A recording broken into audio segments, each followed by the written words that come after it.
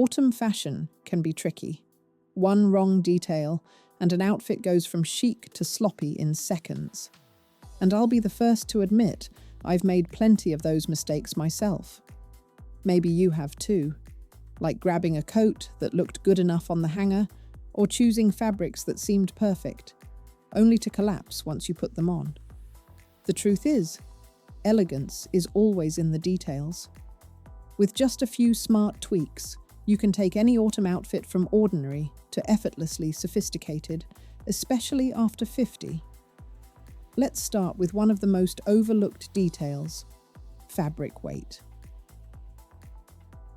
Chapter 1. Ignoring fabric weight. One of the biggest mistakes I used to make in autumn dressing was ignoring fabric weight. I'd see something in a store with the right color, the right cut, even the right vibe, and I'd buy it without a second thought. But once I put it on, it never looked the way I imagined. Here's why. Fabric weight determines how a piece actually drapes and holds shape on your body. Imagine two blazers side by side. One is a lightweight polyester blend, the other a structured wool crepe. On the hanger, they look similar. But once you wear them, the difference is night and day. The polyester blazer collapses at the shoulders, wrinkles easily, and loses its line. The wool crepe blazer, on the other hand, has structure. It frames the body, drapes with intention, and keeps its shape throughout the day. When you're over 50, structure is your best friend. It doesn't mean stiff or uncomfortable, it means polished. Heavier fabrics smooth out the silhouette, skim instead of cling, and elevate even the simplest outfit. Instead of highlighting areas you don't want emphasized, they create balance and refinement. The takeaway is simple. Stop treating fabric as an afterthought. When you choose pieces with the right weight, your entire wardrobe looks sharper, more expensive, and more put together without you needing to try any harder. Chapter 2. Wearing coats that fight your proportions. For years, I treated coats like they were just for warmth. If it kept me cozy and looked somewhat stylish, that was enough. But I slowly realized something. The wrong coat can completely throw off your proportions and undo the rest of your outfit. Here's the mistake: wearing a coat that fights against your natural frame. A mid-thigh coat, for example, might work beautifully on one woman but overwhelm another. If you have a shorter torso, that length can make your upper body look boxy. If you have long legs, a cropped jacket may cut you off too abruptly, leaving your proportions unbalanced. The secret is simple. Match coat length to your frame. Petite women often look best in mid-thigh to knee-length coats, which create harmony. Taller frames usually shine in longer silhouettes that echo their vertical lines. And then there's the cut-straight coats, create clean, modern lines, while belted styles add definition and bring back the waist. Used to buy whatever coat was trending, cropped puffers, oversized dusters, without thinking about balance. But once I started paying attention to proportion, coats stopped being just functional. They became sculpting tools that refined my whole silhouette. And here's the best part. Once you understand proportion in outerwear, you'll start to notice how much color contrast also affects balance. Which brings us to the next mistake, relying on too much contrast between your top and bottom. Chapter 3. Too much contrast between top and bottom. For years, I thought sharp contrast looked chic. Black trousers with a white blouse, or a light sweater with dark jeans, it felt bold, even intentional. But what I didn't realize was that high contrast often works against elegance, especially in autumn. Here's the problem. Stark contrast divides the body into blocks. If your torso is shorter, it makes it look even shorter. If your legs are long, it exaggerates the imbalance. On me, black tops with white bottoms spotlighted my narrow hips and made my frame feel disjointed. The solution? softer transitions. Instead of harsh divisions, choose tones that flow together. Camel with taupe, burgundy with plum, navy with charcoal. These combinations create harmony and keep the eye moving smoothly from top to bottom. And if you still love a high contrast pairing, layering is your secret weapon. Add a medium-toned cardigan or scarf to bridge the divide. Even accessories, a belt, bag, or shoes that echo both color scan pull the look together. Once I started leaning into tonal dressing, my outfits instantly felt more refined and, honestly, more expensive. In autumn especially, with its richer natural palette, subtlety outshines starkness every time. Chapter 4. Clinging fabrics. One of the fastest ways to make an autumn outfit look less refined is relying on fabrics that cling instead of skim. For the longest time, I thought any knit was cozy enough. But thin, flimsy jerseys or overly stretchy knits don't just feel cheap, they highlight every line and wrinkle, and they rarely flatter in motion. Here's the reality. When you're over 50, flimsy fabrics work against you. They bunch, twist, and cling to areas you'd rather not emphasize. And by the end of the day, they've usually lost their shape, leaving the outfit looking tired. The solution is to lean into structured fabrics materials that frame the body rather than collapse onto it. Think ponte knit, heavier cotton blends, or textured wool. These fabrics don't cling, they skim. They create clean lines, maintain their shape, and instantly elevate even a casual outfit. The difference is subtle but powerful. Instead of fussing with your clothes all day, you move freely, and your outfit still looks sharp hours later. It's polish without effort. Once I stopped wasting money on thin knits and started investing in pieces with structure, my whole wardrobe felt more reliable, and I felt more confident wearing it. Chapter 5. Overlooking collar shapes. For years, I barely noticed collars. I'd buy a cardigan, a blazer, or a jacket because I liked the color or the fit, without ever thinking about what the neckline was doing to my face and upper body. But here's the truth. The collar is one of the first details people see because it frames your face. And over 50, that frame can make or break your look. A sharp, high crew neck can sometimes feel restrictive, or worse, harsh. It can shorten the neck and add unnecessary weight to the upper body. On the other hand, a soft shawl collar, or a gently draped V-neck, naturally elongates the neckline, softens the jawline, and creates balance. The difference is striking. I remember swapping out my old crew neck sweaters for a shawl collar cardigan, and suddenly I looked taller, more elegant, and yes, more comfortable. That one small shift completely changed the way my outfits felt. Collars aren't just design details, they're sculpting tools. They shape how the eye travels from your shoulders to your face.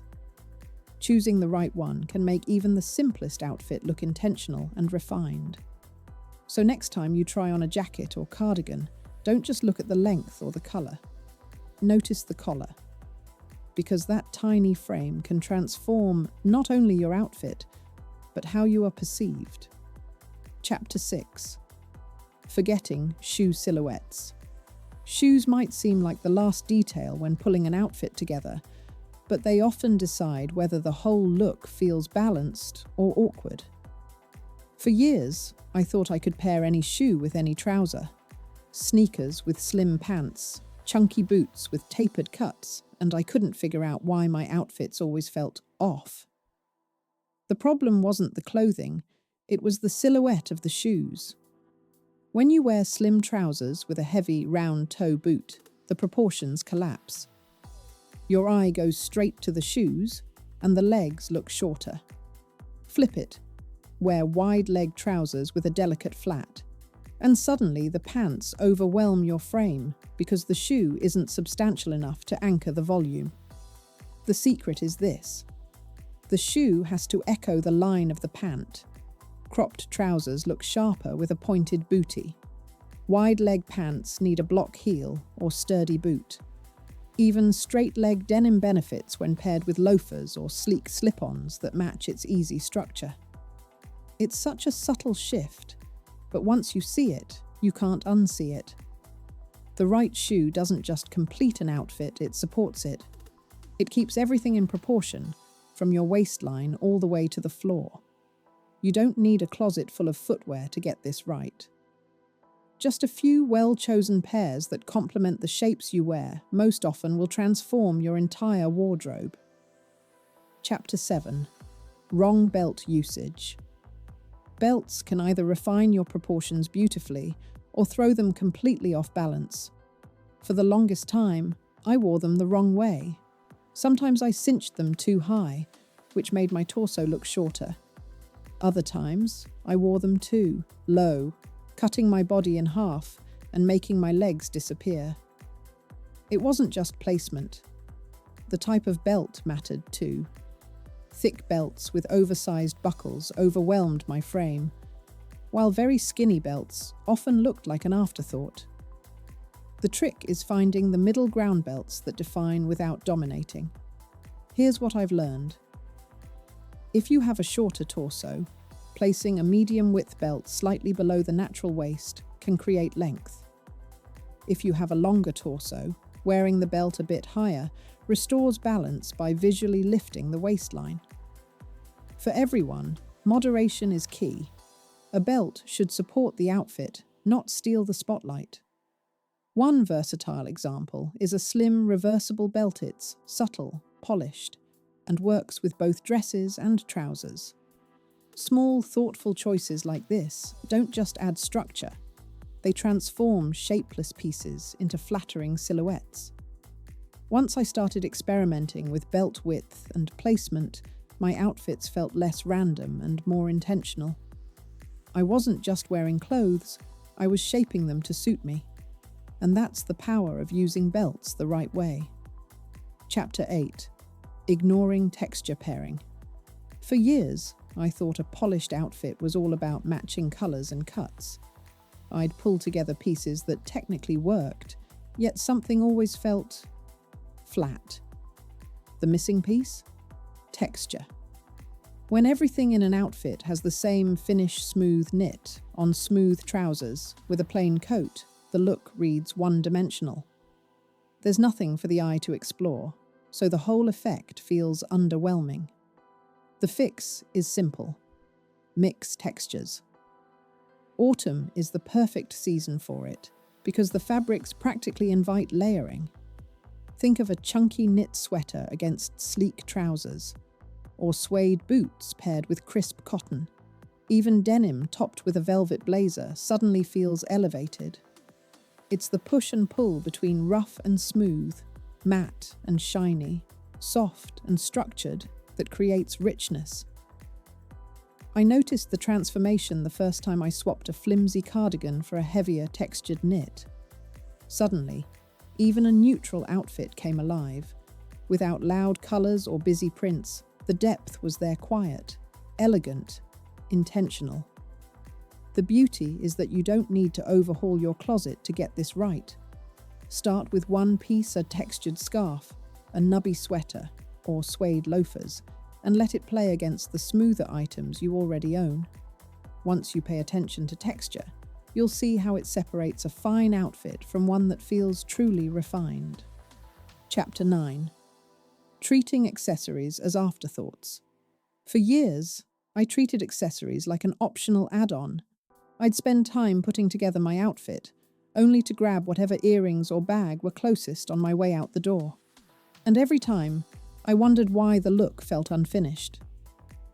The truth is, accessories aren't extras, they're architecture. They frame your face, guide the eye, and tie an outfit together. Without them, even a carefully chosen look can seem incomplete. Take earrings, for example. A bold hoop doesn't just decorate, it draws attention upward, softens the neckline, and balances wider shoulders or structured collars. The same goes for bags. A slouchy tote can pull an outfit down, while a structured shoulder bag creates vertical lines that instantly feel polished. The secret is intention. You don't need dozens of options. Just a few versatile, well-chosen pieces like sculptural hoops, a sleek cuff bracelet, or a refined crossbody can elevate almost everything you wear. Once I started treating accessories as part of the design rather than an afterthought, my outfits stopped looking almost right and started looking complete. It wasn't about adding more, it was about choosing smarter. And that small shift changed everything. Conclusion: the power of small tweaks. Autumn fashion doesn't have to be complicated. In fact, the mistakes we've walked through, fabric weight, coat proportions, contrast, clinging materials, collar shapes, shoe silhouettes, belts, textures, and accessories, are proof that it's rarely about buying more. It's about choosing better. Over 50, style isn't about chasing trends or trying to look younger. It's about refinement. It's about building a wardrobe that feels intentional, that works with your shape, your lifestyle, and your confidence. When you pay attention to details, the weight of a blazer, the cut of a coat, the drape of fabric, or the shape of your shoes, you shift from looking fine to looking effortlessly polished. And the best part, these tweaks are simple. You don't need to overhaul your closet or spend a fortune. Just start noticing. Swap flimsy knits for structured fabrics. Choose textures that play well together. Treat accessories as part of the outfit, not an afterthought. Little by little, you'll find that your wardrobe begins to support you instead of working against you. Elegance isn't about perfection. It's about being intentional with the choices you make. And when you bring that intention into your wardrobe, the results speak for themselves. So as you head into this autumn season, remember confidence lives in the details. And with these small shifts, you'll look and feel more refined every single day.